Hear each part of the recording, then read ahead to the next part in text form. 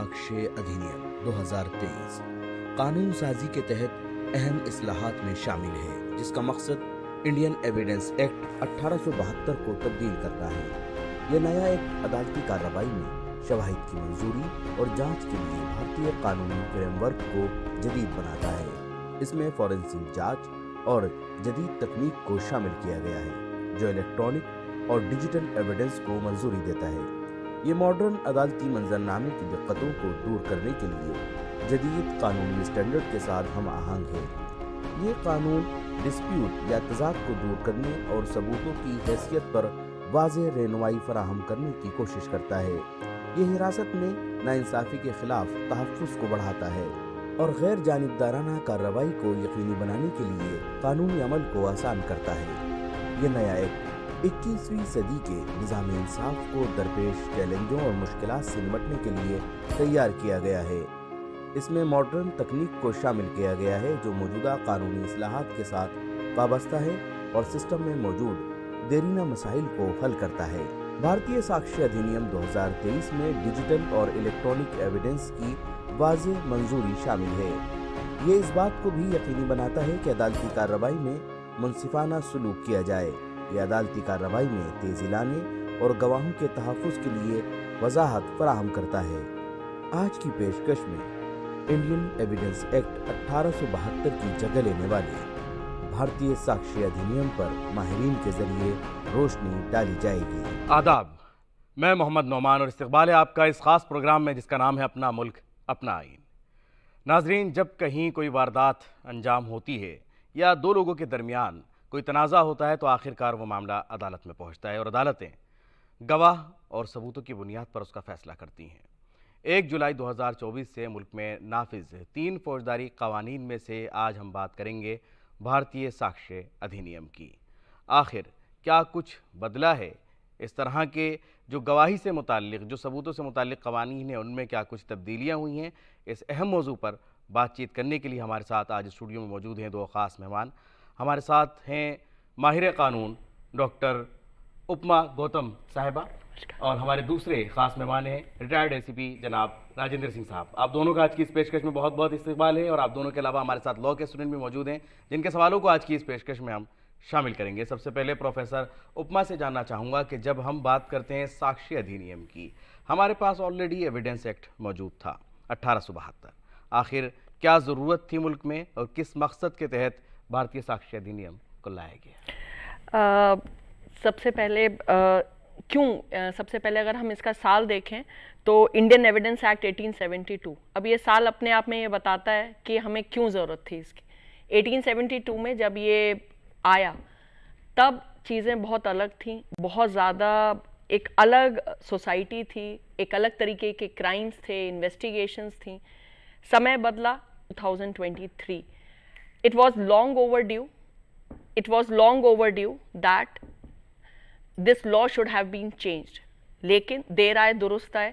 2023 में एक ऐसे हमें लॉ की ज़रूरत थी और साक्ष्य के रिगार्डिंग कि जो कि टेक्नोलॉजी को अपने अंदर पूरा इनकॉर्पोरेट कर सके। क्यों? क्योंकि आज के तारीख में इन्वेस्टिगेशन में सिर्फ डॉक्यूमेंट्री एविडेंसेस नहीं होते हैं, सिर्फ मौखिक एविडेंस नहीं होते हैं, बल्कि आपने कहीं से सीसीटीवी फुटेज लिया, कोई टेप रिकॉर्डिंग है, कोई भी इलेक्ट्रॉनिक या डिजिटल एविडेंस। हालांकि काफ़ी टाइम पहले इंडियन पीनल कोड में डॉक्यूमेंट की डेफिनेशन आफ्टर आईटी एक्ट के आने से चेंज हुआ था, लेकिन दैट वाज नॉट एग्जॉस्टिव। तो पूरी तरीके से साक्ष्य अधिनियम को एक ओवरऑलिंग की ज़रूरत थी और यही कारण था, ये मेन कारण था, जहां हम मॉडर्नाइज कर रहे थे साक्ष्य अधिनियम को, जहां हम आज डिजिटल कोर्ट्स की बात कर रहे हैं। और कोविड ने हमें सिखाया कि कैसे दुनिया बिना एक जगह पर जाए चल सकती है, तो क्यों ना कोर्ट्स। और कोर्ट्स, डिजिटल कोर्ट्स चली, डिजिटल कोर्ट्स ने एक अच्छा परिणाम दिया एंड कोर्ट्स भी बार बार इस बात पर बहुत ज़्यादा जोर देने लगी। डिपार्टमेंट ऑफ जस्टिस ने बहुत बड़ा एक मुहिम चलाया कि जहां पर उन्होंने कोर्ट्स को डिजिटाइज किया एंड नेशनल ग्रिड में वो सारा कुछ डेटा अपडेट करने लगे। तो अब जब हम टेक्नोलॉजी की इतनी बात कर रहे हैं, तो क्यों ना प्रोसीजरल लॉ में टेक्नोलॉजी लाई जाए। तो भारतीय नागरिक सुरक्षा संहिता जो पहले सीआरपीसी थी, उसमें अगेन टेक्नोलॉजी कहीं नहीं थी। तो टेक्नोलॉजी जब आप भारतीय नागरिक सुरक्षा संहिता में लेकर आए, तो फिर से ज़रूरत पड़ी कि भारतीय साक्ष्य अधिनियम भी एक नया एविडेंस एक्ट भी बने, जिसको आज हम भारतीय साक्ष्य अधिनियम से जानते हैं, तो उसमें भी कैसे आपका एडमिसिबिलिटी और कैसे मोड ऑफ प्रूफ, क्योंकि एविडेंस एक्ट ना तो पूरी तरह प्रोसीजरल लॉ है और ना ही पूरी तरह सब्सटैंटिव लॉ है। ये एक एडजेक्टिव लॉ हम इसको कहते हैं लीगल भाषा में, कि एडजेक्टिव लॉ है। और जब हम एविडेंस एक्ट की बात करते हैं तो ये सारा डिटेल्ड एक मोड बताता है कि कैसे हम कोर्ट में चीज़ें प्रूव करेंगे, डॉक्यूमेंट्स कैसे प्रूव करेंगे, कोई अगर किसी ने किसी को कोई क्राइम करते देखा तो वो कैसे प्रूव करेंगे। तो फिर ये कोशिश आई कि electronic documents, electronic digital records हम किस तरीके से प्रूव करेंगे। तो डेफिनेटली ये उस कंटेम्प्रेरी सोसाइटी को की जो ज़रूरतें हैं उसको मतलब पूरा करने के लिए हमें ज़रूरत थी, हमारी सोसाइटी की, हमारे मुल्क की जो ज़रूरत थी, उसके लिए उसके मुताबिक इन कवानीन को लाया गया। और जब हम बात करते हैं डिजिटल इंडिया की और अपने आप को मज़ीद डिजिटल करने की, तो ये बहुत ज़रूरी हो जाता है। अब हमारे साथ रिटायर्ड एसीपी राजेंद्र सिंह जी हैं, उनसे मैं पूछना चाहूँगा कि जब हम पुलिस के नज़रिए से बात करते हैं, आपका एक लंबा तजुर्बा रहा है पुलिस के ताल्लुक़ से, क्या कुछ तब्दीलियाँ पुलिस के नज़रिए से मैं जानना चाहूँगा आई हैं भारतीय साक्ष्य अधिनियम में, अगर हम पुराने एविडेंस एक्ट के मुकाबले में इसको देखते हैं?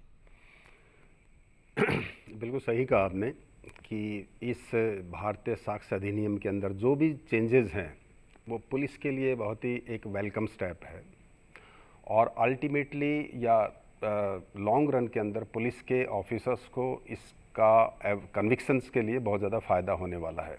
क्यों होने वाला है? अभी देखिए, एक जनरल परसेप्शन है कि आदमी जो है वो झूठ बोल सकता है, लेकिन physical evidence, digital evidence, electronic evidences वो बहुत रेयरली, टेम्परिंग वहाँ भी हो सकती है, लेकिन वो यूजुअली झूठ नहीं बोलते, या उनके एविडेंस के थ्रू हम किसी सच्चाई को ज़्यादा अच्छे ढंग से प्रेजेंट कर सकते हैं कोर्ट में। जब भी पुलिस के पास डिस्क्रिशंस होता है, क्योंकि जब डायरेक्ट एविडेंस के कंसेप्ट की हमारी ओरल एविडेंस की कंसेप्ट थी, तो क्या होता है, तो हमारा सारा जो है टेस्टिमनीज जो है वो ओरल एविडेंस पर रिलाई करती थी, और जब झूठ बोल देता था या रीसाइल कर देता था या हॉस्टाइल हो जाता था आदमी, तो क्या होता था, उसका सारा इम्पैक्ट जो है पुलिस के ऊपर आता था कि आपकी वजह से या आपकी इन्वेस्टिगेशन की पुअर इन्वेस्टिगेशन की वजह से ये कन्विक्शन नहीं हो पाया और इसका नुकसान हुआ। तो हमारे पास ये बहुत टाइम से एक ज़रूरत महसूस की जा रही थी कि पुलिस जो है उसका एक इस ढंग से पुलिस की चीज़ों को, या मौके से, अब जैसे इसमें क्या है 105 में क्या आप मौके पे जाते हो, पुलिस ऑफिसर मौके पे जाता है, 7 साल से ऊपर ज़्यादा क्राइम है तो एक्सपर्ट मौके पे जाता है, वहाँ पर आप जो है विटनेसेस वहीं पर होते हैं, उनकी स्टेटमेंट रिकॉर्ड होती है, सारा वीडियोग्राफी होती है, सारा सब कुछ वहाँ मौके पे ही रिकॉर्ड किया जाता है फर्स्ट रेस्पॉन्डर के द्वारा, जो है मौके पे ही एक्सपर्ट अपना जो है सर्टिफिकेट प्रोवाइड करते हैं। तो हुआ क्या, मतलब जो आपका मौका सिर्फ एक आदमी के ऊपर डिपेंड था, अब वो सभी लोगों के ऊपर जो है उसका पार्टिसिपेशन हो गया।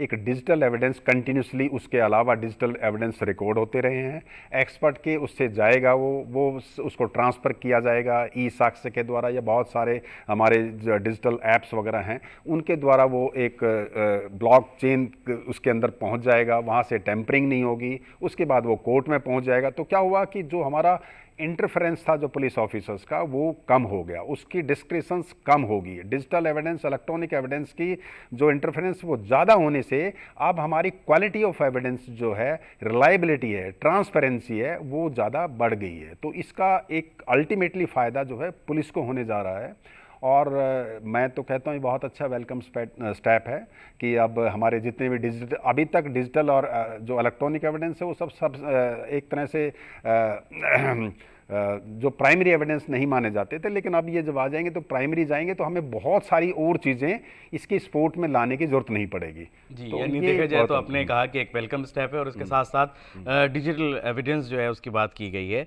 इसी पर एक ओपिनियन लेना चाहूँगा उपमा मैम से कि आप कितना एग्री करती हैं इस बात से कि हम ज़्यादा अब डिजिटल एविडेंस को इसमें हम जगह दे पाए हैं, और हमने एक वेलकम स्टेप की जैसे बात कही है कि वाकई हम कितना तेज़ी से इसमें आगे बढ़ पाएंगे?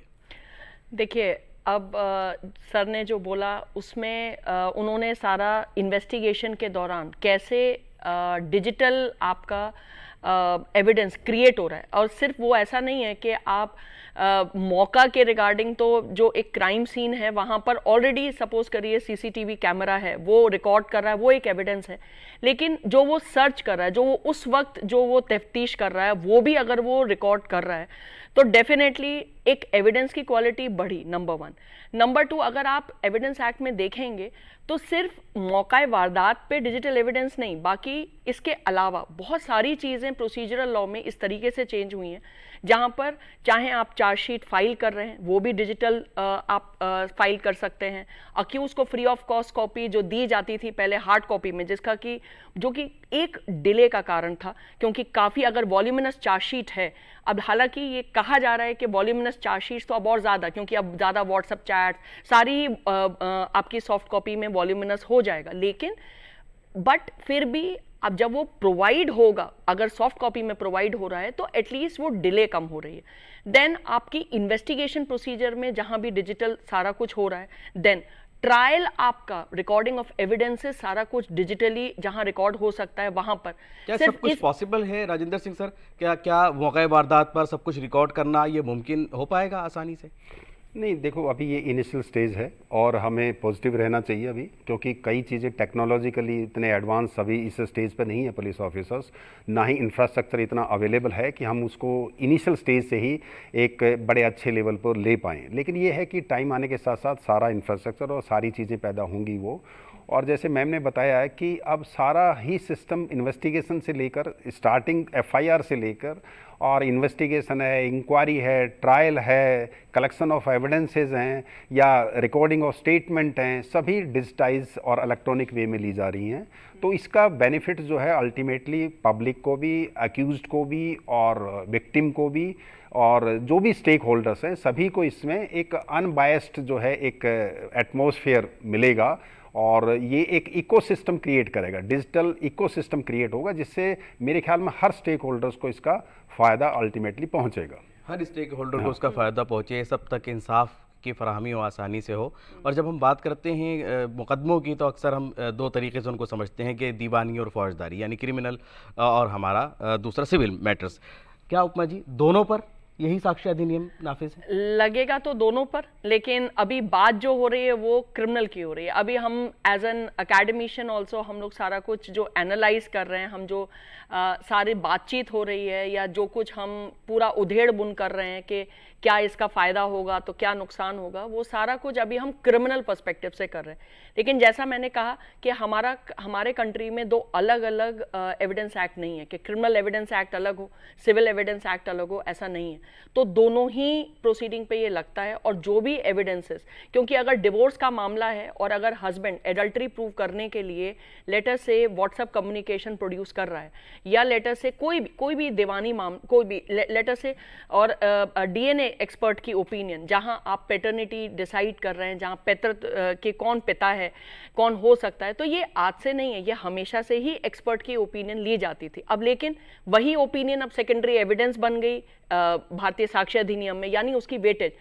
लॉ ने आज टेक्नोलॉजिकल एडवांसेस को रिकॉग्नाइज किया और उसको सिवाय ओपिनियन रहने से उसको सेकेंडरी एविडेंस में ट्रांसफॉर्म किया। मतलब आपने ऐसे समझ लीजिए कि पहले एक्सपर्ट ओपिनियन यहाँ थी तो अब वो यहाँ हो गई, ठीक है, और वो अब सेकेंडरी एविडेंस बन गई। तो डेफिनेटली एक्सपर्ट का जो पूरा एक दायरा बढ़ा है, एक्सपर्ट एविडेंस का, एक्सपर्ट के ओपिनियन का जो एक रेलेवेंस और उपयोगिता कोर्ट में बढ़ी है, वो डेफिनेटली ट्रायल कोर्ट्स में बहुत ज़्यादा फायदेमंद होगी।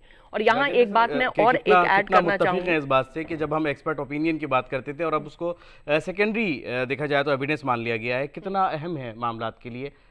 नहीं, बिल्कुल ठीक है, मैम ने काफ़ी डिटेल में वो डिस्कस किया, बताया भी है। लेकिन मैं सेकेंडरी एविडेंसेस जो भी हैं, चाहे वो एक्सपर्ट ओपिनियन हो, चाहे स्किल्ड पर्सनस का ओपिनियन हो, या कोई और भी आर्ट, साइंस या फिंगरप्रिंट से रिलेटेड जो भी एविडेंसेस एक्सपर्ट के द्वारा दी जाती है, तो एक तरह से वो सर्कमस्टांशियल एविडेंस की कैटेगरी में, वो डायरेक्ट एविडेंस की कैटेगरी में नहीं आ रही, पहले भी नहीं है और अब भी, चाहे वो ठीक है, उसका स्कोप तो बढ़ा दिया गया है, लेकिन उसकी जो एविडेंसरी वैल्यू है उसमें बहुत ज़्यादा चेंजेस नहीं हैं अभी लॉ में।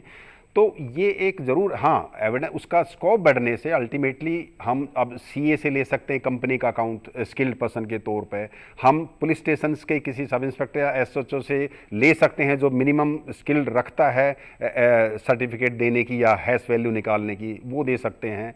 हम जो डिजिटल हैं वो एक हमारे पास प्रॉपर जो है 39(2) में ऑलरेडी वो जो एग्जामिनर जो डिजिटल एविडेंसेस के जो एग्जामिनर है उसका एविडेंस हम ले सकते हैं। लेकिन ये सारे एविडेंसेस जो हैं डायरेक्ट एविडेंस से कमतर हैं, और वो पहले भी थे, अब भी यही हैं। लेकिन ये है कि जो डिजिटल खुद का एविडेंस है, एक्सपर्ट की बजाय जो डिजिटल एविडेंस है, इलेक्ट्रॉनिक एविडेंस है, उसको एलिवेट किया गया है। उसको अभी तक कोई कंसेप्ट नहीं थी प्राइमरी एविडेंस के तौर पे, कि उसको अभी तक कभी भी प्राइमरी एविडेंस के तौर पे उसको नहीं माना गया था। अब जो है जो नई सेक्शन, जो पहली एक ही सेक्शन इसमें ऐड की गई 61, उसके अंदर उसको पैरिटी पे ला दिया। आप जो है जो दूसरे डॉक्यूमेंट्री एविडेंसेस थे उनके पैरिटी पे इलेक्ट्रॉनिक और डिजिटल एविडेंस के आने से वो जो डिजिटल एविडेंस एक्सपर्ट के द्वारा दिया जाएगा उसकी रिलायबिलिटी और उसकी एडमिसिबिलिटी में इंक्रीज और उसमें फायदा होगा। प्राइमरी एविडेंस की आपने बात कही, मैं यहाँ उपमा जी से जानना चाहूँगा, प्राइमरी एविडेंस के ऊपर अगर कोई डिस्प्यूट क्रिएट होता है तो उसके बाद उसकी पोजीशन क्या रहेगी? देखिए, अब ये अभी जुडिशियल इंटरप्रिटेशन का टॉपिक है, क्योंकि अगेन जो एक्सप्लेनेशन ऐड हुए हैं उसमें डेफिनेटली ये कहा कि प्राइमरी एविडेंस जो है वो तब है जबकि अगर वो डिस्प्यूटेड नहीं है, अगर डिस्प्यूटेड नहीं है। अब डिस्प्यूट होगा, ऐसा नहीं है कि डिस्प्यूट नहीं होगा तो court is not free to look into the admissibility principles, ठीक है, कि वो ठीक है या नहीं। वो कोर्ट पहले भी करती थी, वो कोर्ट अभी भी करेगी। और यहाँ मैं एक बात बहुत ऐड करना चाह रही हूँ कि देखिए, ये जनरली कहा जा रहा है कि इससे कन्विक्शन रेट बढ़ जाएगा, इससे कन्विक्शन वो हो जाएगा। तो सिर्फ ये एक स्टेटमेंट अपने आप में ठीक स्टेटमेंट नहीं है कि कन्विक्शन बढ़ जाएगा। अगर कन्विक्शन बढ़ जाएगा तो एक्विटल भी शायद बेहतर तरीके से एक्सप्लेन्ड होगा। अगर आप एक टेक्नोलॉजिकली एडवांस्ड, एक रैशनल थिंकिंग पे अगर पूरी प्रोसीडिंग कर रहे हैं और टाइमली कर रहे हैं, तो उसमें क्या होगा ना कि सिर्फ कन्विक्शन ही नहीं बढ़ेगा, इवन उसका फायदा एक्यूज को भी मिलेगा। क्योंकि अगर फिंगरप्रिंट यहाँ पर है और फिंगरप्रिंट अगर एक्सपर्ट को का जो ओपिनियन है वो सिर्फ एक ओपिनियन है, कोर्ट उसको मानने के लिए बाध्य नहीं, वो सेकेंडरी एविडेंस नहीं है, वो सिर्फ एक ओपिनियन है। आज की तारीख में वही क्या बन गया, सेकेंडरी एविडेंस बन गया। तो अब मैं जो एक क्रिमिनल प्रोसीडिंग में फंस गई जस्ट बिकॉज कि मेरा यहाँ पे एक फिंगरप्रिंट मिल गया, या लेटर से किसी वेपन पे मेरा फिंगरप्रिंट मिल गया, तो अब जब उसका पूरा वो होगा, मतलब पूरा एग्जामिनेशन होगा and the way the court will move, तो उसका फायदा मुझे भी होगा। मतलब निर्दोषों को भी इसका फायदा मिलेगा जो फॉल्स प्रोसिक्यूशन में फंसते थे, जो फॉल्स एलिगेशन में फंसते थे। जब आप टेक्नोलॉजी पे ज्यादा, जैसे सर ने शुरू में ही बोला कि टेक्नोलॉजी झूठ नहीं बोलती, जितना ज्यादा आप टेक्नोलॉजी पे रिलाय करेंगे उतना ज्यादा फायदा हर किसी को मिलेगा। राजेंद्र सिंह सर, क्या वाकई निर्दोष लोगों को इसका फायदा मिलेगा बचने में, अपने आप को बेगुनाह साबित करने में? नहीं, ये बिल्कुल ठीक है। मैम ने जो पॉइंट रखा है वो बिल्कुल ठीक है। कन्विक्शन के साथ साथ जो है अगर एक्विटल भी कर रहे हो तो रीजनड ऑर्डर होगा, क्योंकि रीजनड ऑर्डर करने के लिए आपके पास सफिशिएंट मटेरियल है। तो इसलिए जो अभी तक बॉर्डर लाइन के केसेस होते थे, जो सिर्फ जो है एक ह्यूमन सेंट्रिक अप्रोच थी जज के द्वारा, वो अब टेक्नोलॉजी की बढ़ने से एविडेंसेस जो है डिजिटल वे में जब आएंगे तो एक बेहतर तरीके से जजेस जो हैं उसमें डिसीजन ले पाएंगे। और वो जब डिसीजन बेहतर तरीके से ले पाएंगे तो डेफिनेटली जो इनोसेंट आदमी है, जो इम्प्लिकेट हो चुका है, उसको डेफिनेटली उसमें फ़ायदा मिलेगा। तो अल्टीमेटली जितना हम डिजिटल या इलेक्ट्रॉनिक बेस्ड इन्वेस्टिगेशन होगी या ट्रायल होगी, उसका डेफिनेटली फ़ायदा जो है सभी स्टेक होल्डर्स को मिलेगा। मैंने पहले ही कहा था कि अक्यूज्ड को भी मिलेगा उसका, अगर अक्यूज इनोसेंट है तो उसको भी फ़ायदा मिलेगा, और पुलिस ऑफिसर्स को भी कन्विक्शन कराने में ज़्यादा फ़ायदा इसमें होगा। आपने पुलिस ऑफिसर्स के फ़ायदे की बात की, लेकिन यहाँ एक सवाल हमेशा से उठता रहा है, वो मैं सीधा सीधा आपसे जानना चाहूँगा, डायरेक्ट सवाल, कि क्या पुलिस की पावर्स में इजाफा हुआ है, पुलिस को ज़्यादा पावर्स मिल गई हैं? बड़ा अच्छा क्वेश्चन है। मैं इसमें बड़ा स्पेसिफिक सा आंसर देना चाहूँगा कि बीएनएसएस जो है, जो हमारा प्रोसीजर लॉ है, उसके अंदर कुछ ऐसी चीज़ें आई हैं अभी जो मैं कह सकता हूँ कि पुलिस की पावर्स को और उसके डिस्क्रिशंस को बढ़ाती है। चाहे वो पुलिस कस्टडी रिमांड से रिलेटेड हो, चाहे वो 3 से 7 साल की प्रिलिमिनरी इंक्वायरी से रिलेटेड हो, चाहे हैंडकफिंग से रिलेटेड हो, चाहे पुलिस ऑफिसर्स के राइट्स में जो 172 के अंदर है उससे रिलेटेड हो, चाहे और अभी जो ऑर्गेनाइज क्राइम या पैटी ऑर्गेनाइज क्राइम या टेररिस्ट एक्ट जो आए हैं, लेकिन इससे आज related के हो। मुद्दे पर अगर बात करें, साक्ष्य अधिनियम की अगर हम बात करें, मैं उसी पे आ रहा हूँ कि ये जितने भी चीजें हैं ये डिस्क्रिप्शन बढ़ा रही है, पुलिस को राइट्स दे रही है, लेकिन जो हमारा साक्ष्य अधिनियम है इसमें क्या है कि जैसे जैसे डिजिटाइड होगा, जैसे जैसे डिजिटल और इलेक्ट्रॉनिक एविडेंसेस कलेक्ट करेंगे तो पुलिस का डिस्क्रिप्शन कम होगा। बिल्कुल कंट्रेरी है, एक तरफ पुलिस का डिस्क्रिप्शन राइट्स बढ़ रहे हैं बीएनएसएस में, और दूसरी तरफ बीएसए में पुलिस के राइट्स को जो है वो कंट्रोल किया जा रहा है, रेगुलेट किया जा रहा है, उसकी एविडेंस करने की जो चीजें हैं उसको एक ट्रांसपेरेंट वे में पहुंचाया जा रहा है। तो इससे क्या होगा कि एक इंडिविजुअल पुलिस ऑफिसर की जो सब्जेक्टिव एनालिसिस था उसकी लिमिटेशंस होगी, वो सब्जेक्टिव एनालिसिस या प्रेजुडिसेस वो चीजें नहीं कर पाएगा अब। तो अल्टीमेटली पुलिस का इसमें जो है फायदा मिला है बीएसए में, उसका डिस्क्रिप्शन कम हुआ, बीएनएसएस में हालांकि उसमें डिस्क्रिप्शन थोड़ा सा मेरे हिसाब से इंडिविजुअली बढ़ा है। और अब जब हम तब्दीली की बात करते हैं तो उपमा डॉक्टर साहब मैं जानना चाहूँगा डॉक्टर साहब कि अगर हमने कुछ सेक्शंस उसमें हटाए हैं क्या, अगर हम इंडियन एविडेंस एक्ट की बात करते हैं और अगर हम भारतीय साक्ष्य अधिनियम की बात करते हैं, किन सेक्शंस को ख़त्म कर दिया गया है? देखिए मेजरली तो इट इज़ रीऑर्गेनाइजेशन ऑफ, जो हम कहेंगे कि उसको बेटर तरीके से हमने प्लेस कर दिया, ठीक है, भारतीय साक्ष्य अधिनियम में, क्योंकि सबसे ज़्यादा कम चेंज, हार्डली 2% चेंज जो हुआ है वो भारतीय साक्ष्य अधिनियम में हुआ है। नंबर चेंज मतलब एज एन रीऑर्गेनाइज हमने किया है, मॉडर्नाइज किया है। मॉडर्नाइज कैसे किया है कि जो आपने वोकैबुलरी यूज की है वो अब मॉडर्न है ना, आप वकील, बैरिस्टर ये सब वर्ड नहीं यूज कर रहे हैं, अब आप एडवोकेट वर्ड यूज कर रहे हैं। और जितने भी हमारी पुरानी यादें थी कॉलोनी से रिलेटेड, जितने भी आपके ऐसे वर्ड्स थे, ठीक है, हर मैजेस्टी, ये वो जो भी हमें अंग्रेजों के शासन की याद दिलाते थे वो हमने सारे खत्म किए हैं। तो this is one thing that has, मतलब हम ये कह सकते हैं कि मॉडर्नाइज किया है। रेस्ट चीज़ों का जो कंसेप्ट्स हैं, कुछ कंसेप्ट्स हमने इंट्रोड्यूस नए किए हैं, ये मैं ज़्यादा कह सकती हूँ कि इंट्रोडक्शन ज़्यादा है और इंट्रोडक्शन टेक्नोलॉजी ओरिएंटेड है, नंबर 1। कुछ और भी चेंज हैं, जैसे एकम्प्लिस का एविडेंस है, बहुत पहले से हम जानते थे कि अगर को अक्यूज अगर दे रहा है तो एक तरफ इलस्ट्रेशन कुछ और कहता था, सेक्शन कुछ और कहता था और दोनों में झगड़ा था। तो कोर्ट्स बार बार कह रहे थे कि भाई एकम्प्लिस जो जिसने साथ किया अगर वही अगर साक्ष्य दे रहा है कोर्ट में खड़े होके, तो क्या कोर्ट उस पर उसके बेसिस पर कन्विक्ट कर सकती है या नहीं कर सकती।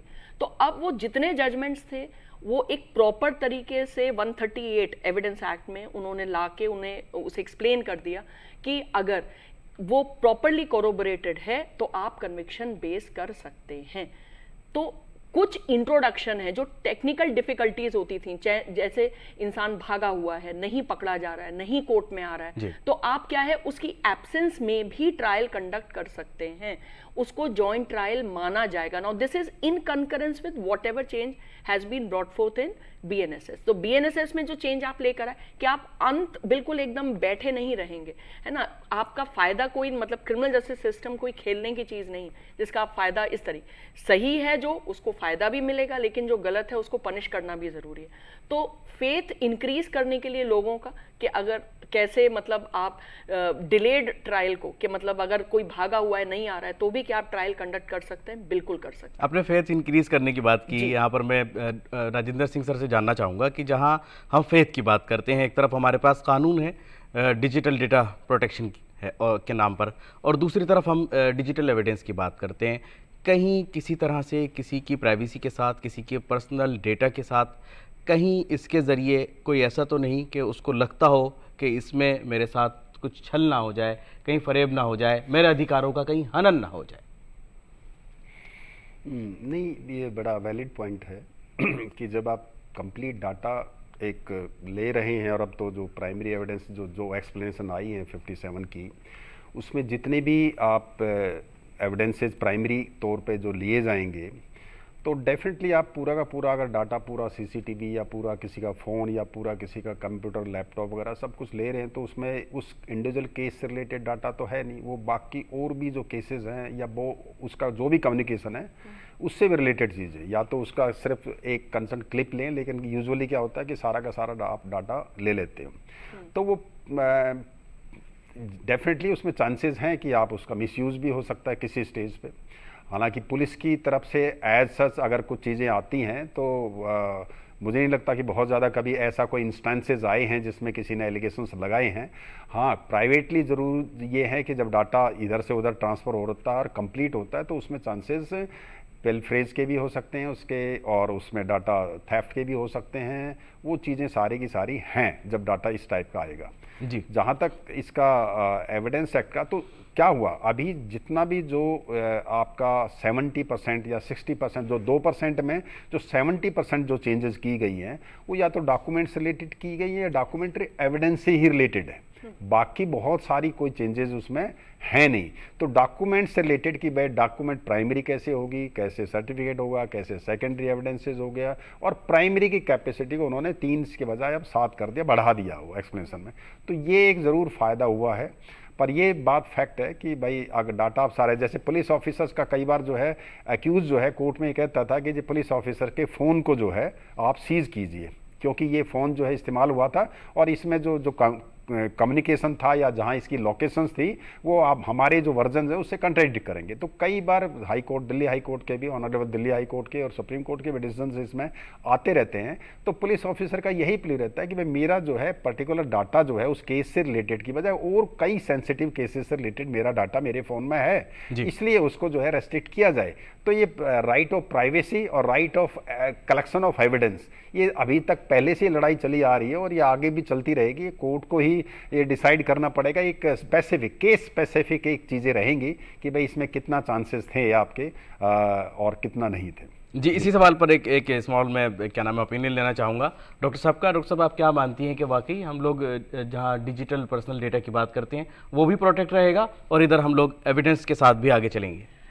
देखिए, जहाँ तक डेटा प्रोटेक्शन की बात है ना, अगेन हम लोग अभी डेटा प्रोटेक्शन, अगर हम आईटी एक्ट की बात करें जो इंफॉर्मेशन टेक्नोलॉजी एक्ट है, तो उसमें भी काफ़ी रेगुलेशंस हम लोग पढ़ते हैं, पढ़ाते हैं, जो कि आपकी और ये एरिया एक ऐसा है जिसमें अभी भी बहुत ज़्यादा इवॉल्वमेंट हो रहा है, क्योंकि आफ्टर पुट्टास्वामी जब राइट टू प्राइवेसी, जब हमारा फंडामेंटल राइट बन गया और आधार जजमेंट आया, एंड देन इसके बाद अब हर एरिया में, लॉ के हर एरिया में अब हम एक डिस्कशन देख रहे हैं कि क्या चीज़ राइट टू प्राइवेसी को उसका हनन कर सकती है और क्या चीज़ हमें क्या करना है कि वो राइट टू प्राइवेसी का हनन ना हो। Now as far as data protection is concern, ये again society to society depend करता है। यहाँ मैं बताना चाहूँगी कि डेटा प्रोटेक्शन के जो रूल्स हैं वो अगर आप सोसाइटी को कंपेयर करेंगे, जैसे फॉर इंस्टेंस अगर एशियन कंट्रीज़ को in comparison to western world को अगर आप कंपेयर करेंगे तो definitely you will not find uniformity, आपको यूनिफॉर्मिटी वहाँ मिलेगी नहीं। लेकिन we all are geared up, और अभी भी जो अगर मैं कहूँ कि डेटा प्रोटेक्शन के लिए पूरी तरह सरकार या जो सरकारी पॉलिसी है वो पूरी तरीके से डायरेक्टेड होती है। क्योंकि हम डेटा प्रोटेक्शन की बात 2023 के एक्ट आने से पहले भी कर रहे थे जी। उसके regarding rules and regulation, sensitive data क्या कब गवर्नमेंट इंटरसेप्ट कर सकती है, कौन सा डेटा ले सकती है, कौन सा नहीं ले सकती है, rule of surveillance, tape recording, कब टेप रिकॉर्डिंग का, ऐसा नहीं था कि कोई भी मेरा टेप रिकॉर्ड कभी भी। तो there is a definite set of judgments and policy as far as, and government always take precautions, and there is a SOP that needs to be followed even if अगर सरकार भी मेरा data ले रही है तो वो भी एक SOP के तहत है, और वो अलग अलग नाम से अगर आप देखेंगे तो ऑलरेडी पब्लिक डोमेन में है।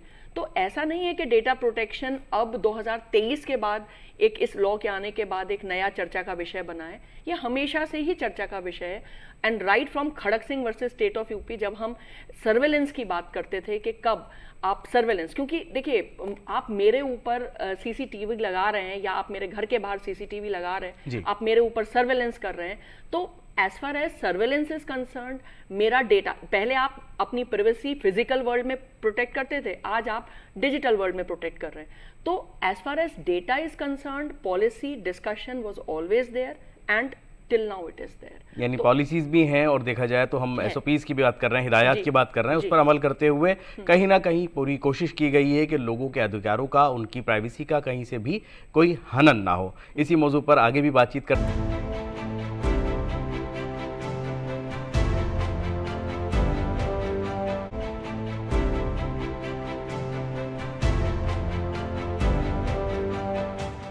ब्रेक के बाद एक बार फिर इस्तकबाल है आपका इस खास प्रोग्राम में जिसका नाम है अपना मुल्क अपना आइन। और आज हम बात कर रहे हैं भारतीय साक्ष्य अधिनियम की। प्रोग्राम के इस हिस्से में अब स्टूडेंट्स के सवाल होंगे और हमारे एक्सपर्ट्स के जवाब। जी, किसका सवाल है, क्या पूछना चाहते हैं? Hello ma'am, my question is to you. Ma'am, एक बार एक्यूज्ड पकड़ गया, गिरफ्तार हो गया, आफ्टर दैट वो एक्यूट हो गया, बट डेटा तो उसका चढ़ गया, वो सब न्यूज़पेपर में भी आ गया, बट उसको ऐसे कैसे इंसाफ मिला कि उसका जो डेटा चढ़ा है? हमने तो एज ए सोसाइटी वही देखा कि वो एक्यूज्ड है, बट हमने एक्यूटल तो देखा नहीं। जितना तेज़ से एक्यूज्ड की न्यूज़ फैलती है, एज ए एक्यूटल तो जाता नहीं है। Like we see in Chawla case, high court ने कन्विक्ट किया, आफ्टर सुप्रीम कोर्ट ने उन्हें एक्यूट कर दिया। तो इसका कुछ प्रोविज़न है या नहीं है अभी? जी, देखिए, एज फार एज ये जो स्टिग्मा बिफोर क्रिमिनल प्रोसीडिंग है कि जहां आप एक क्रिमिनल प्रोसीडिंग, एक क्रिमिनल जस्टिस सिस्टम के दायरे में आ गए, एंड जैसे ही कोई पुलिस वाला आपके घर आया या आप पुलिस स्टेशन में देखे गए या लेटर से आपको पकड़ के जेल में डाला गया, तो there is a stigma attached. आपका क्वेश्चन जो बेसिकली ओरिएंटेड है वो है टुवर्ड्स स्टिग्मा। ना, स्टिग्मा को आज से नहीं, 2023 से नहीं, जैसा मैंने पहले बोला, अगर आप अरनेश कुमार का जजमेंट देखेंगे तो अरनेश कुमार में कोर्ट ने ये बहुत अच्छे से सिलसिलेवार ये बताया। और 2008 के भी अगर आप जजमेंट वो देखेंगे अमेंडमेंट, कोर्ट वहाँ पर 41A का नोटिस लेकर आए कि भाई 7 साल तक, जबकि 41A 7 साल के ऑफेंसेस पे लगे ज़रूरी नहीं है, वो ये प्रोवाइड नहीं करता है कि 41A का नोटिस सिर्फ 7 साल तक के ऑफेंसेस के लिए दिया जाएगा। वो बिल्कुल एकदम सबके लिए एप्लीकेबल है। यानी अगर आप बंदे को अरेस्ट ना करिए, बल्कि आप उसे नोटिस देके, अगर वो इन्वेस्टिगेशन में आपका कोऑपरेट कर रहा है या आपको लग रहा है अरेस्ट करने की जरूरत नहीं है, वो टैम्पर नहीं करेगा एविडेंसेस कुछ भी, तो आप उसको नोटिस देके बुला लीजिए। अब ये सब पर एप्लीकेबल है, चाहे ऑफेंस कितना भी 7 साल से कम हो या 7 साल से ज्यादा। लेकिन अरनेश कुमार ने ये कहा कि आप 7 साल तक के ऑफेंसेस में आप जो है 41A का नोटिस देंगे। सेम बात जो आपने अभी बोली कि स्टिग्मा अटैच्ड है, कोई एक्विटल में नहीं जाता, रिजल्ट में नहीं जाता, बल्कि उसमें जाता है। ठीक है, कि आज आप उसमें फंस गए, ठीक है, तो वो सही था एलिगेशन, नहीं था। अगर आप प्रोसीजरल लॉ पहले भी देखेंगे, there is a provision of anticipatory bail, है ना, एंटिसिपेटरी बेल का भी प्रोविजन इसीलिए रखा गया, नोटिस का प्रोविजन, पुलिस को पावर दी गई। ठीक है, तो अब सेम प्रोविजन आज भी 2023 में है, जो कि हम ये बात रिकॉग्नाइज कर रहे हैं, हम नए लॉ में भी हम ये रिकॉग्नाइज कर रहे हैं कि फॉल्स प्रोसिक्यूशन कम से कम हो। इवन अगर आप कंप्लेंट का प्रोविजन, ये पहले नहीं था, अगर आप कंप्लेंट का प्रोविजन देखेंगे तो अब पहले मैजिस्ट्रेट के ऊपर कोई लिमिटेशन नहीं थी इस बात की कि सपोज आपने मेरे अगेंस्ट कंप्लेंट किया, मैं अक्यूज्ड हूँ, मैजिस्ट्रेट मुझे जब तक अपॉर्चुनिटी ऑफ बीइंग हर्ड नहीं देगा तब तक वो कॉग्निजेंस नहीं ले सकता। Now the objective is to stop the false prosecution, कि आप पहले, prevention is better than cure. लेकिन इसी सवाल का एक हिस्सा और भी है जिसके अंदर इन्होंने कहा कि उसका डेटा जो है वो कहीं ब्रीच हो गया है। उसके बारे में किस तरीके से आप समझाना चाहेंगे कि वो जो उसका डेटा चला गया उसका क्या होगा, और वो बरी हो चुका है? हाँ, देखिए, पहले भी एज फार एज जो उसका टीआईपी है, जो उसका आपका मेडिकल एग्जामिनेशन है, चाहे पहले सेक्शन 53, 53A, सब कुछ जो भी उसका आप सर्च भी करते थे, उसकी बिलोंगिंग्स, मतलब पूरा आप उसके regarding their is a procedure sir, better वो सारा कि कैसे उसका नाम किस किस रजिस्टर में, थाने में किस किस रजिस्टर में चढ़ जाता है और वो कब तक रहता है। क्या पुलिस आफ्टर द कन्विक्शन या एक्विटल वहां पर लिखती है कि अभी एक्विट हो गया, वो लिखती, सब कुछ है। लेकिन हाँ, इसी पर ओपिनियन चाहूंगा राजेंद्र सिंह सर से, क्योंकि सर मुस्कुरा रहे हैं, कुछ बताना जरूर चाहेंगे इसी मुद्दे के ऊपर। नहीं, जी सर। मैम ने सही इंडिकेट किया कि हमारे यहाँ पहले आइडेंटिफिकेशन ऑफ प्रिजनर्स एक्ट चलता है, जिसमें सेक्शन 3 और 4 हैं, जिसमें हमें पावर्स मिलती हैं कलेक्शन ऑफ एविडेंस, और उसमें सारा डाटा या जो भी एविडेंसेस होते हैं, चाहे वो डिजिटल एविडेंसेस हों चाहे वैसे एविडेंसेस हों ट्रेडिशनल टाइप के, तो वो सारे के सारे एविडेंस लेते हैं।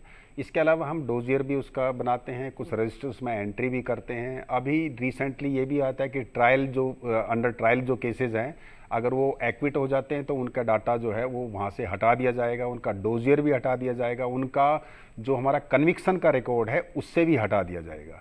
तो वो एक्ट जो हैं वो ऑलरेडी वर्किंग उसमें है। हमारे यहाँ पुलिस में सिर्फ जो हमारा BC रजिस्टर होता है, जो एक हैबिचुअल क्रिमिनल्स है, उसके रिकॉर्ड्स को रख के बाकी जो रिकॉर्ड्स हैं या जो प्रिजनर्स हैं, अगर वो कन्विक्ट होते हैं तो उनका रिकॉर्ड मेंटेन होता है, अगर वो कन्विक्ट नहीं होते हैं तो उनका कन्विक्शन का रिकॉर्ड है या उनका जो है कुछ और डाटा है, और डाटा से रिलेटेड है, उनका डोजियर्स हैं, उनका क्रिमिनल्स हिस्ट्री है, वो सारी की सारी फिर वहाँ से उसको रेलिवेंट नहीं रखते हैं, उसको रेलेवेंट नहीं रखते, यानी उसको देखा जाए तो वहाँ से फिर हटा दिया जाता है, खत्म कर हटा दिया दिया जाता है। जी, अगले सवाल की तरफ बढ़ते हैं। किसका सवाल है और क्या पूछना चाहते हैं? नमस्कार मैम, मेरा सवाल आपसे ये है कि जिस प्रकार पहले एविडेंस एक्ट में 65B का सर्टिफिकेट की आवश्यकता होती थी, क्या नए वाले कानून में भी हमको ऐसे प्रमाण पत्र की आवश्यकता है? एकदम है। और अब अच्छी बात यह है कि आपके अनेक्शर दोनों चीज़ें प्रोवाइड करता है।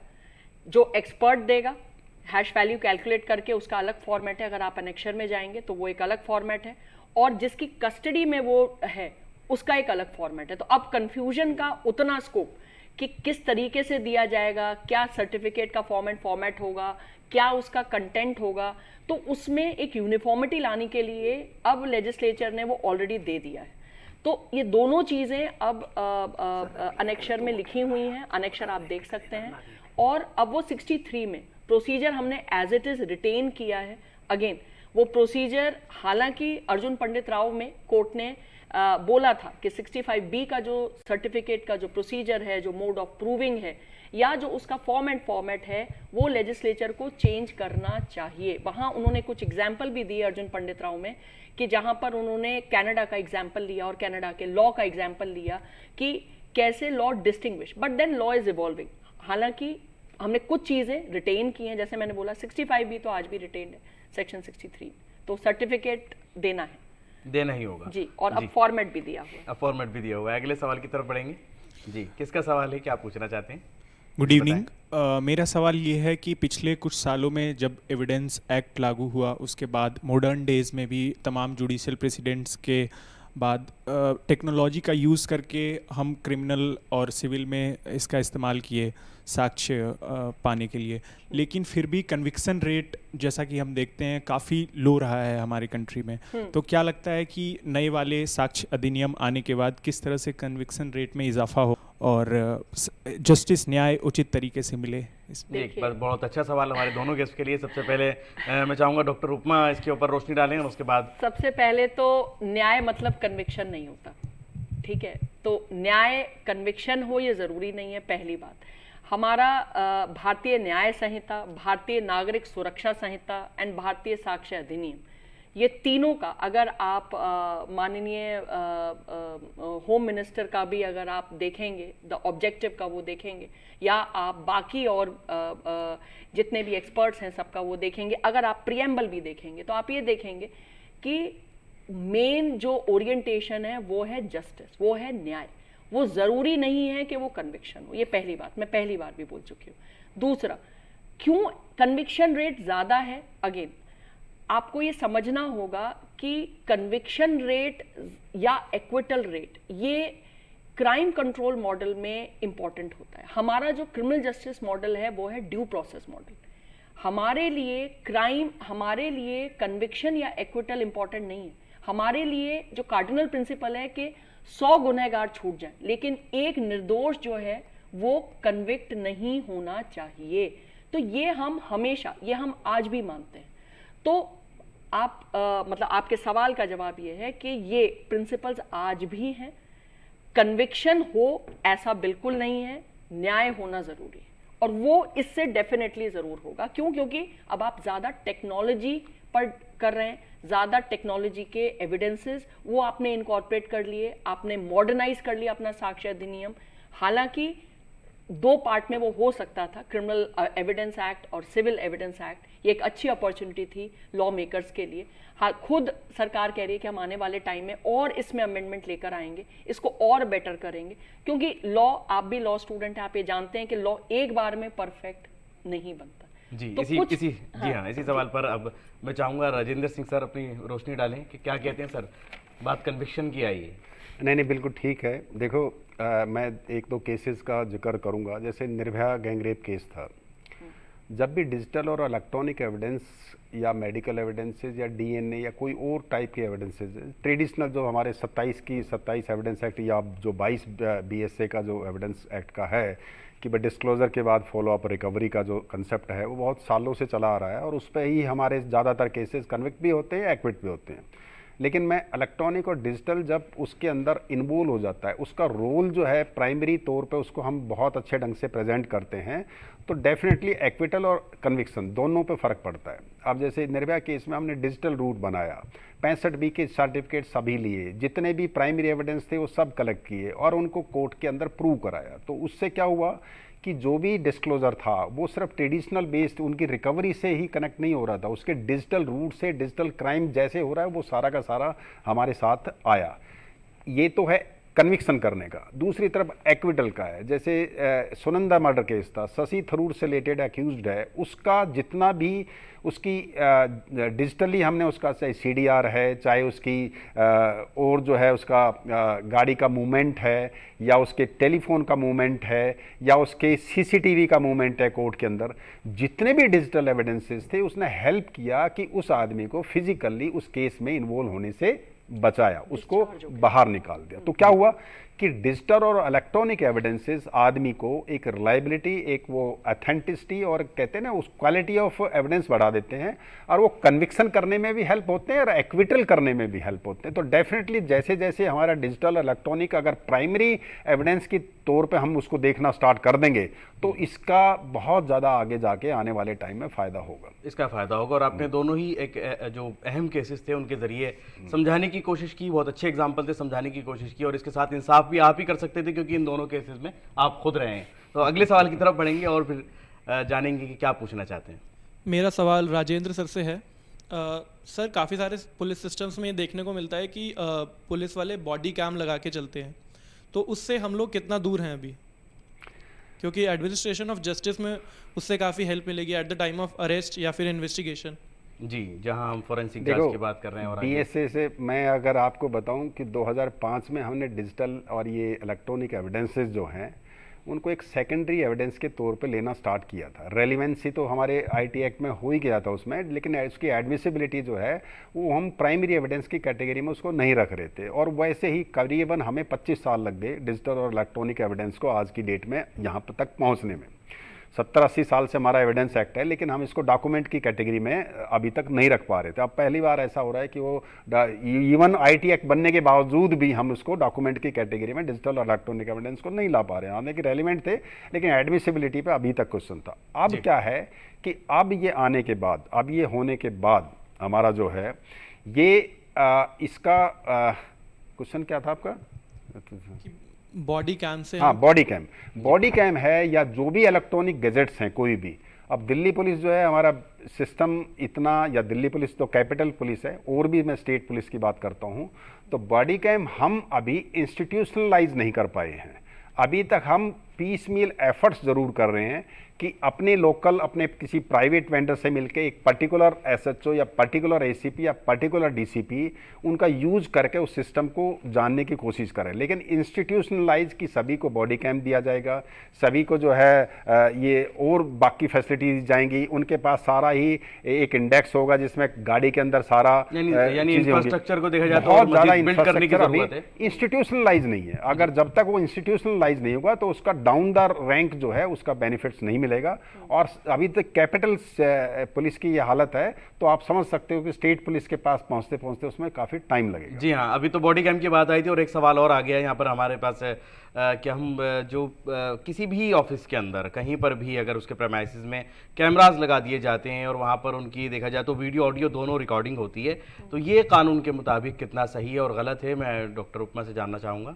देखिए, आप जब तक ये लिख रहे हैं कि you are under CCTV surveillance, ये बिल्कुल ठीक है।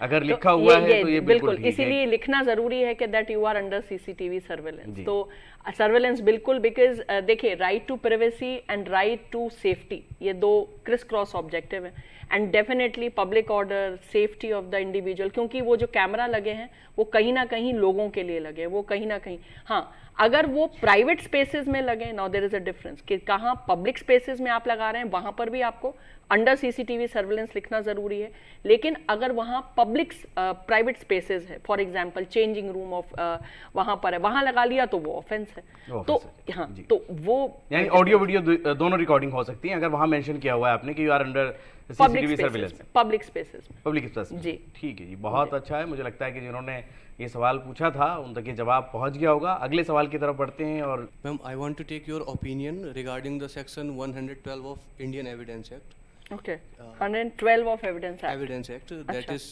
Related to paternity. हाँ, हाँ, तो ma'am with pace of technology क्या हमें उसे अमेंडमेंट की ज़रूरत नहीं थी? A man suffers. देखिए, as far as DNA test is concerned, अगर आप बाकी कोई भी फॉरेंसिक एविडेंसेस को कंपेयर करेंगे, ठीक है, मैं खुद फॉरेंसिक यूनिवर्सिटी में रही कुछ टाइम के लिए और वहाँ मैंने ये सीखा बैठ के कि जितने भी तरीके के फॉरेंसिक एविडेंसेस हैं, हम बीइंग अ लॉ स्टूडेंट भी हम वो लोग सीखते हैं कि डीएनए की रिलायबिलिटी इन कोर्ट, जब आप लॉ में भी डिसीजन पढ़ते होंगे तो डीएनए की reliability in comparison to other evidences सबसे ज़्यादा मानते हैं कि डीएनए अगर मैच हो गया। अगर पैटर्निटी टेस्ट की बात करें तो पैटर्निटी टेस्ट ये नहीं बताता है कि कौन फादर है, वो ये बताता है कौन फादर नहीं, ये फादर नहीं है ये वो बता सकता है ना। उसमें भी यूनिवर्सल एप्लीकेशन, जो universal rule of application as far as acceptability के, क्योंकि कोर्ट ना जब भी डीएनए या कोई भी फॉरेंसिक एविडेंस कोर्ट में प्रोड्यूस होता है, चाहे कोई भी है, चाहे आपका बैलिस्टिक एविडेंस है, चाहे फिंगरप्रिंट है, चाहे हैंड राइटिंग है, चाहे कोई भी है, वो ये ज़रूर पूछती है कि इसमें एरर के या किसी और से मैच होने के कितने चांसेस हैं, ठीक है।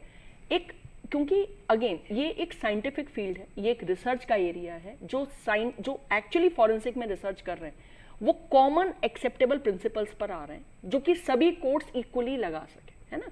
तो डीएनए के रिगार्डिंग सबसे ज़्यादा तरक्की, डीएनए का एविडेंस सबसे ज़्यादा माना जाता है। अब ऑलरेडी जो एविडेंशियल वैल्यू है डीएनए की और जो रूल्स हैं, चाहे वो जजमेंट के रिगार्डिंग हो चाहे वो इसके रिगार्डिंग हो, वो ऑलरेडी काफ़ी सफिशिएंट हैं, वेयर इन आप उसको डीएनए को, है ना, अगर डीएनए बाकी एविडेंसेस को सपोर्ट कर रहा है, आप देखिए फॉरेंसिक एविडेंस आपका कहीं ना कहीं एक बहुत इंपॉर्टेंट करोबरेटिव पीस ऑफ एविडेंस है कि एक बंदा वहां था, अगर कोई आई विटनेस नहीं है, लेकिन अगर एक बंदा एक क्राइम सीन पे आया है, उसका खून का निशान यहाँ पर है, उसका कुछ भी है, उसका बॉडी हेयर है, तो क्या चांसेस हैं कि उसने ये क्राइम किया है। ज़रूरी नहीं कि उसने किया हो, लेकिन ये एक कड़ी जोड़ने के लिए एक बहुत इंपॉर्टेंट एक चीज़ है, ठीक है।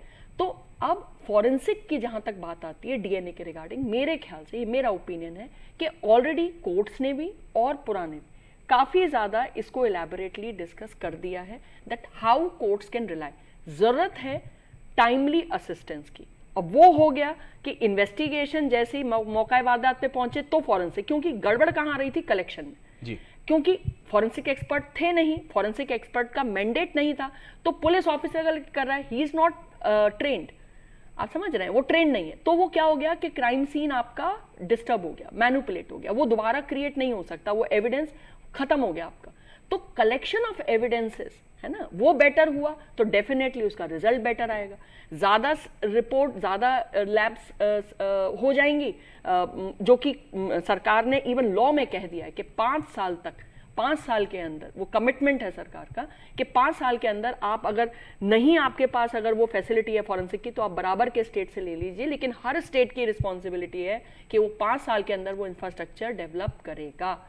जी, बहुत ज़रूरी है, यानी इंफ्रास्ट्रक्चर की डेवलपमेंट की बात हुई है, टेक्नोलॉजी की एडवांसमेंट की बात हो रही है, और यहाँ पर कुछ चीज़ें ऐसी भी हैं जिनको और भी जानने की ज़रूरत है। हमारे साथ राजेंद्र सिंह जी हैं, कुछ कहना चाहते हैं? सबसे पहले मैं चाहूँगा आप अपनी बात कंप्लीट करें। मैम ने बिल्कुल एलेबरेट उसमें किया है, लेकिन उनका जो क्वेश्चन था ना पैटर्निटी का, जी, वो हमारे यहाँ क्या है, जो लॉ है, जैसा मुझे जितनी भी समझ है उसके हिसाब से, वो पैटर्निटी का एक राइट है कि ठीक है मैं इसका बाप हूँ नहीं हूँ, ये एक अलग इशू है। लेजिस्लेशन जो भी या जो भी एविडेंस है कि जो हमारे एक्ट हैं वो बनाए इसलिए जाते हैं कि सोसाइटी के फ्रेमवर्क को देखते हैं कि सोसाइटी में क्या बेनिफिट होगा, क्या सोसाइटी के लिए अच्छा होगा। अब इसमें क्या है कि लड़के को बास्टर्ड की कैटेगरी में नहीं डालना है, लेडी को एक्सपोज पूरी तरह से नहीं करना है, जब तक कि सिर्फ डीएनए के बेसिस पे। नॉन एक्सेस अगर है, नॉन एक्सेस को आप एविडेंस के तौर पे यूज करके पैटर्निटी को प्रूव कर सकते हो, लेकिन एज ए डीएनए आप प्रूव करने के ब्लड के बेसिस पे किसी पैटर्निटी को करोगे तो अल्टीमेटली उसका रिजल्ट कहाँ जाएगा? अगर 285 डेज के अंदर होगा तो रिजल्ट कहाँ जाएगा? बास्टर्डनेस पे जाएगा, लड़के की बास्ट। तो होता क्या है कि कई लेजिस्लेशन हमारी, चाहे एक्सीडेंट केसेस हैं, चाहे ये जो पर्टिकुलर सेक्शन है इसकी, तो कई हमारे बेनिफिशियल लेजिस्लेशन की कैटेगरी में आते हैं, और वो अभी तक कोर्ट जो है उसको डीएनए में मैंडेटरी यूज इसलिए नहीं करती कि उसका नुकसान जो है ज़्यादा है बजाय फ़ायदे के।